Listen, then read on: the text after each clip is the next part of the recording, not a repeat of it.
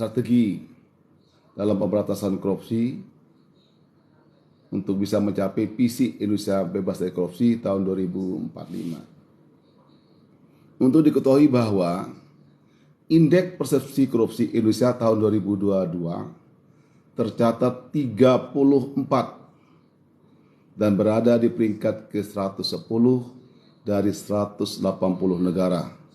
Ini dari hasil survei Transparansi Internasional. Menurut IPK Indonesia mengindikasikan persepsi publikasi terhadap korupsi di jabatan publik dan politik di tanah air memburuk sepanjang tahun lalu. Posisi Indonesia terkorup kelima di Asia Tenggara. Ya, kalau kita lihat urutannya, Indonesia berada pada urutan kelima di Asia Tenggara. Yang terkorup pertama Myanmar, Kamboja, Laos, Filipina, Indonesia berada pada poin 34. Thailand, Timor Leste, Vietnam, Malaysia, dan Singapura. Nah, Singapura ini adalah suatu yang terhebat ya. Negara paling minim korupsinya di Asia Tenggara dengan skor IPK 83 poin. Ini luar biasa. Kapan Indonesia bisa seperti itu? Nah, perlu ada pencegahan tentunya. Bagaimana cara mencegah hal itu? Ya tentu kita harus bergerak bersama, bersatu padu memberantas korupsi. Ya, korupsi itu tadi bukan dibangun berdasarkan berapa uang yang dikorup. Paling tidak kita harus mampu mengimplementasikan dari 9 nilai anti korupsi tadi. 9 nilai integritas. Nah, upaya-upaya KPK, Komisi Pemberantasan Korupsi untuk bisa mencapai target impian Indonesia bebas dari korupsi tahun 2045 disebut dengan Trisula. Trisula pemberantasan korupsi. Ya. Layaknya Trisula yang memiliki 3 ujung yang tajam, yang runcing. Ya. Trisula pemberantasan korupsi seperti yang saya sampaikan tadi memiliki 3 strategi atau tri. Pertama, penindakan, kedua, pencegahan, dan ketiga, pendidikan.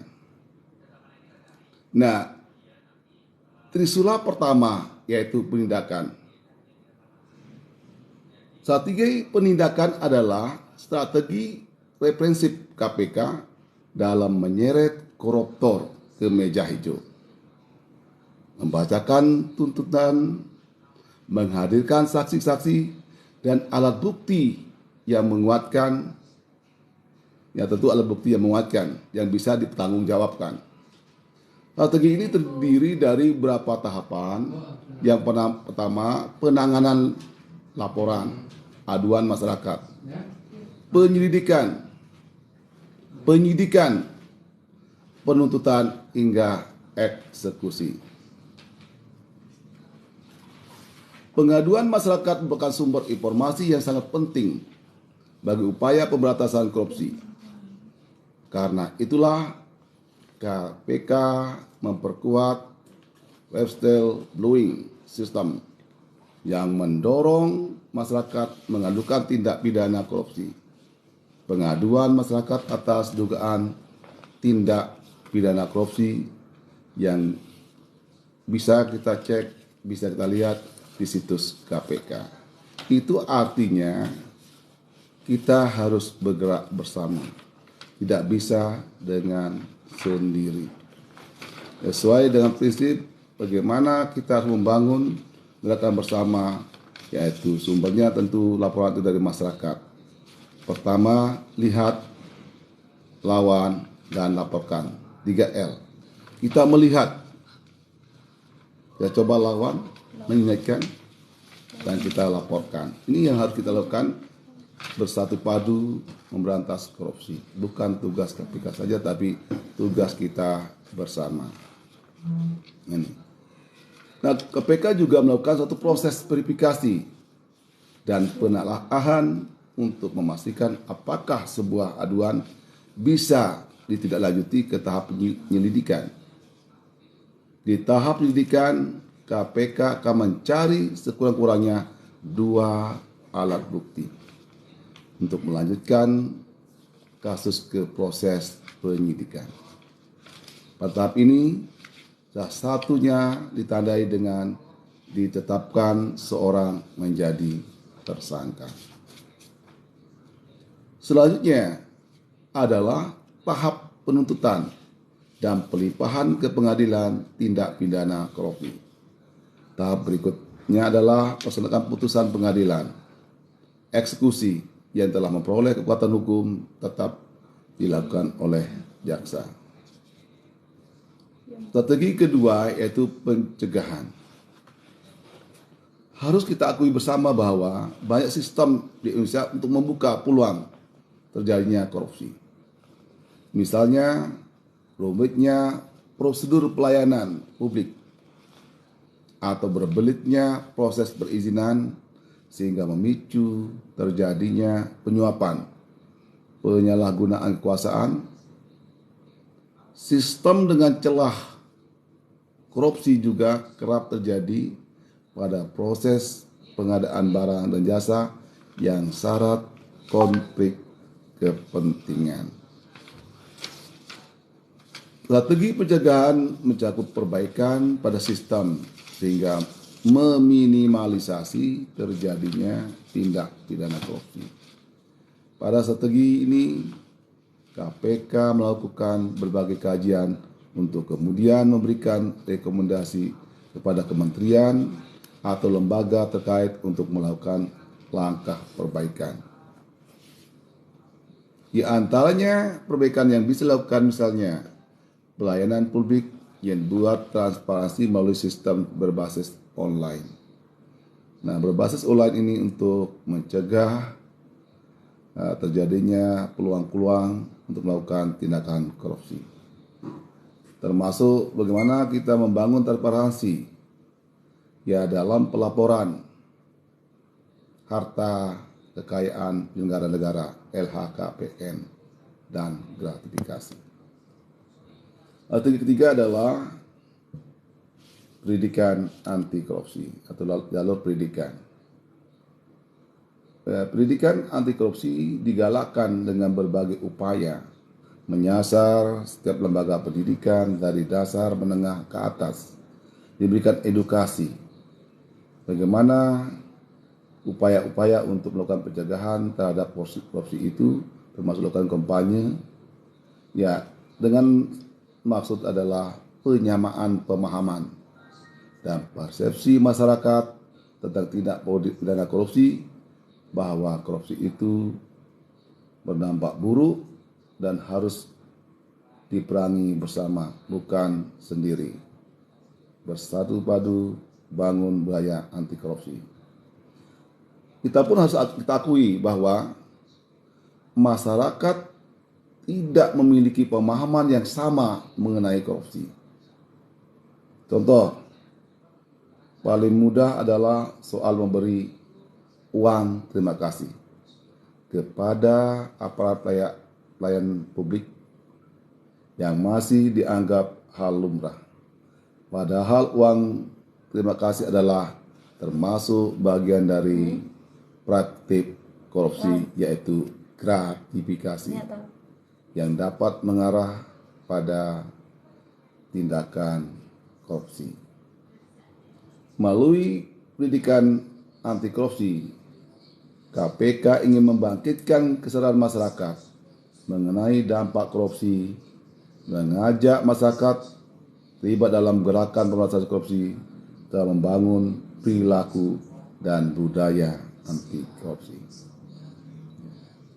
Satu bentuk konkret edukasi anti korupsi adalah diterbitkannya Permen Ristek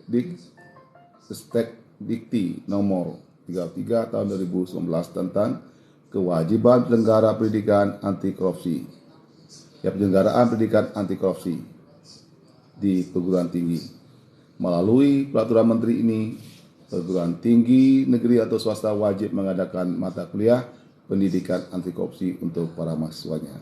Demikian juga rekrutmen penyuluh anti korupsi atau PAKSI yang tiap tahun dilaksanakan oleh ACLC KPK yang berasal dari para guru, dosen, lembaga pemerintahan, lembaga swasta atau swasta untuk bergerak sebagai penyuluh anti korupsi sebagai perpanjangan dari pihak KPK. Nah, semua ini akan bisa berlangsung, tentu kita harus bisa bergerak bersama. Tentu trisula pemberantasan korupsi tidak akan berhasil jika hanya dilakukan oleh KPK. Membutuhkan peran serta semua pihak untuk bisa mewujudkan negara yang bebas dari korupsi, dari pemerintah hingga masyarakat. Nah, inilah yang harus kita simak bersama. Korupsi tidak akan bisa keluar dari Indonesia jika kita tidak mulai dari diri kita sendiri. Ya, kita mulai dari diri kita sendiri. Ya, tentu hal ini kita harus bergerak bersama atau melakukan kolaborasi yang kuat sehingga upaya-upaya konkret ini tentu bisa kita mencapai tujuan yang sesungguhnya. Ya, sebelum kita tutup kegiatan ini, mari kita simak sebuah puisi yang telah saya buat sendiri ya. Tanggal 27 Juli 2021 berjudul Orang-orang di Negeri Koruptor, karya Khalil Subagiono. Orang-orang di negeri koruptor, jabatan sebuah kehormatan. Kemiskinan dan kebodohan, referensi kajian untuk dirumuskan. Benar atau salah, sebuah amunisi kekuatan. Kepintaran, bukan takaran untuk diperhitungkan. Berani jujur, tak bisa diselamatkan dan tak berduit. Langit makin mendung di negeri koruptor. Menangis, mendesah, meratap nasib anak negeri. Kehilangan arah mata angin. Kehilangan cerahnya mentari pagi. Anak negeri di negeri koruptor bertanya kepada gurunya, "Ada apa dengan negeri kami? Virus corona nampaknya lebih ganas daripada virus korupsi. Kemana arah kebijakan dikibarkan? Guru-guru kami selalu mengajarkan ayat-ayat suci kebenaran tanpa tahu manfaat dan maknanya." Anak negeri lain menjawab tanpa beban, "Izinkan kami bersuara. Biarkan kami selamatkan diri dengan cara kami sendiri. Sebab kami bosan diperbudak dan diintimidasi dengan teori-teori basi oleh sistem mati yang dibudayakan, korupsi, kolusi, dan nepotisme. Korupsi bukan santapan kami, bukan peliharaan guru-guru kami, bukan hiburan orang tua kami, agar kami gembira dalam kemiskinan. Walau orang tua kami sempat diajarkan rumus-rumus palsu, hamparan nilai-nilai ijazah palsu untuk meraih jabatan palsu yang dipasarkan." Guru kami menjawab, "Ayo, berani jujur hebat anak-anakku. Lenyapkan pikiran kotormu dengan tak melihat kesalahan orang. anak-anakku, inti hidup ini adalah jujur, disiplin, dan tanggung jawab. Rawat perilaku hidup adil, berani, dan peduli dalam keseharian. Jangan lupa bahwa etos kerja pun jangan dimandulkan, sebab kerja keras, sederhana, dan mandiri bagian dari kesempurnaan hidup bahagia dan sejahtera. Anak-anak negeri koruptor tiba-tiba wajahnya berseri. Dengan lantang dan serempak tanpa aba-aba, kami anak negeri di negeri koruptor siap belajar dengan jujur, kompeten, berdaya. Nah, ini sebuah gambaran tentang bagaimana Indonesia yang kita cintai ini masih berkabung dengan praktik tak terpuji, yaitu korupsi. Mari kita bergerak bersama, entah siapapun, harus kita mulai untuk memerangi korupsi, agar kemiskinan berada pada titik nol, sesuai impian Indonesia 2045, Indonesia bebas dari korupsi, dan Indonesia akan sejahtera, dan harta benda kekayaan kita bisa kita nikmati bersama secara adil. Inilah kunci utama kita. Nah, sebagai orang tua, sebagai orang dewasa, mari kita kibarkan bendera peperangan untuk melawan korupsi. Ya. Semua itu tentu berpulang kepada kita masing-masing. Kita mencoba untuk melakukan implementasi terhadap 9 nilai anti korupsi. Kalau itu yang kita miliki bersama, dan kita contohkan kepada generasi kita, insya Allah korupsi di Indonesia akan menjadi nihil. Indonesia merdeka dari korupsi. Kita bisa nikmati kekayaan yang berlimpah ruah. Indonesia itu kaya, tapi nampaknya kita belum semua menikmati. Kita sudah merdeka, tapi nampaknya kita belum merasakan bagaimana nikmat kemerdekaan itu. Sepanjang di antara kita masih ada yang lapar. Sepanjang orang-orang hebat, orang pintar belum bisa menikmati kepintarannya karena digusur oleh sistem transparansi, akuntabilitas, dan partisipasi yang tidak ada, yaitu tata kelola suatu lembaga yang good government. Transparansi, akuntabilitas, dan transparansi, dan partisipasi. Ini harus kita bisa ramu bersama. Keterbukaan yang paling utama, kejujuran. Jika kita biarkan terus, jangan berharap Indonesia itu bebas dari impian. Kita juga bisa merasakan Indonesia sudah sekian tahun merdeka, tapi kita masih belum menikmati makna hakikat kemerdekaan itu. Lantas, untuk siapa kemerdekaan itu? Ya, untuk kita semua. Dan kunci utama, mari kita bergerak bersama memerangi korupsi, memerangi gratifikasi, memerangi suap, memerangi sogokan. Itu kita hilangkan. Tentunya kita menghapuskan, jangan semata-mata untuk kepentingan pribadi.